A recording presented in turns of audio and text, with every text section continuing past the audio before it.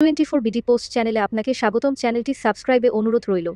বরিশালে রাস্তা থেকে তুলে নিয়ে কিশোরীকে গণধর্ষণের অভিযোগ উঠেছে এক যুবদল নেতার বিরুদ্ধে। ১৯ নভেম্বর রাতে বরিশাল নগরীর রূপাতলী আবাসিক এলাকার একটি ভবনের দ্বিতীয় তলায় আটকে রেখে ওই কিশোরীকে রাতভর ধর্ষণ করেন ২৫ নং ওয়ার্ড যুবদলের যুগ্ম সম্পাদক ইমরান আলী শোভন ও তার দলবল। এ বিষয়ে ভুক্তভোগী কিশোরীর ভাইয়ের সাথে কথা বললে তিনি জানান, নিজ বাড়িতে যাওয়ার উদ্দেশ্যে বরিশাল নগরীর রূপাতলী আবাসিক এলাকায় পৌঁছান তিনি ও তার ১৬ বছর বয়সী বোন। এ সময় রূপাতলী এলাকায় বসবাসরত এক বন্ধুর সাথে দেখা করতে বাড়ির দ্বিতীয় তলায় উঠলে বাড়ির মালিক যুবদল নেতা ইমরান আলী শোভন ও তার দলবল মিলে রাস্তায় দাঁড়িয়ে থাকা ওই কিশোরীকে জোরপূর্বক তুলে নিয়ে একটি কক্ষে আটকে রেখে প্রথমে চাঁদা দাবি, পরে চাঁদা দিতে না পারায় শোভন ও তার অপর দুই সঙ্গী মিলে ওই কিশোরীকে রাতভর ধর্ষণ করে।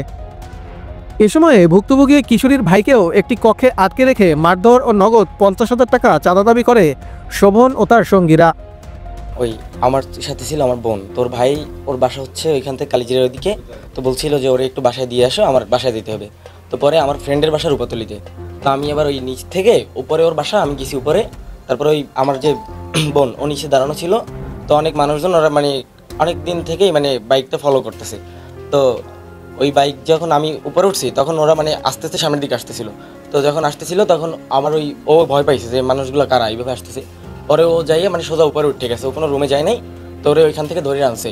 পরে বলছে যে ছেলে তোমার কী হয়? বলছে আমার ভাই।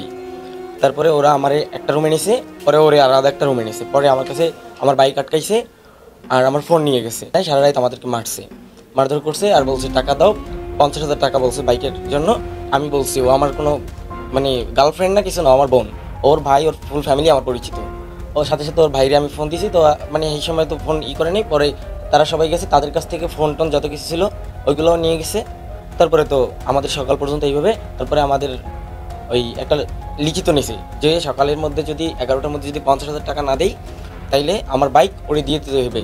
ওই লিখিতটা ওরা ভিডিও করে রাখছিল। আমাদেরকে আলাদা একটা মানে সাথে সাথে আমার বোনের আলাদা একটা রুমে নিয়ে গেছে। ওর সাথে মানে রুমে যখন আমাদেরকে ঢোকায় আমাদেরকে ওরে আলাদাভাবে নিয়ে যাওয়ার পর ওর সাথে কী করে ওইখানে বসে তো আমার মার শুরু। আমি বলছি যে আমার বোন, আপনি দরকার আমাদের ফ্যামিলি আছে, ফ্যামিলিতে ফোন দেন। তারপর ওরা কোনো ফ্যামিলিতে ফোন দেয় না, অনেক টাইম শুধু ওরে মানে আটকায় রাখে এই পাশের রুমটাই। তারপরে তো বাকিটা তো শুনছেন। ২০ তারিখ সকালে ধর্ষণের বিষয়টি কাউকে না জানানোর শর্তে একটি খালি স্ট্যাম্পে সই রেখে ভুক্তভোগী ওই কিশোরী ও তার ভাইকে ছেড়ে দেয় সন্ত্রাসীরা। এই ঘটনায় বিচার চেয়ে ভুক্তভোগী কিশোরী বরিশাল কোতোয়ালি মডেল থানা পুলিশের দ্বারস্থ হলে বিষয়টি আমলে নিয়ে তাৎক্ষণিক রূপাতলী এলাকায় অভিযান চালিয়ে ধর্ষণের সাথে সম্পৃক্ত প্রধান অপরাধী যুবদল নেতা ইমরান আলী শোভনকে গ্রেফতার করতে সক্ষম হয়।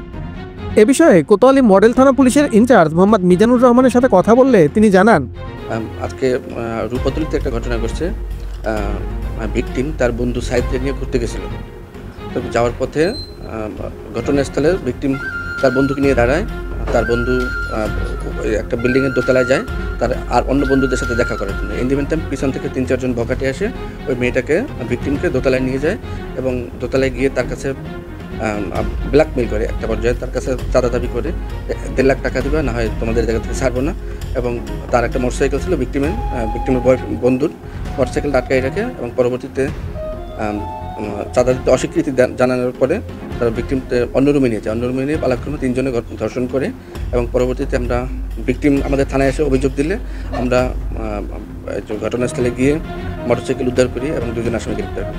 এই ঘটনায় অপর আসামিদের গ্রেপ্তারেও অভিযান চলমান রয়েছে বলে জানিয়েছে পুলিশ।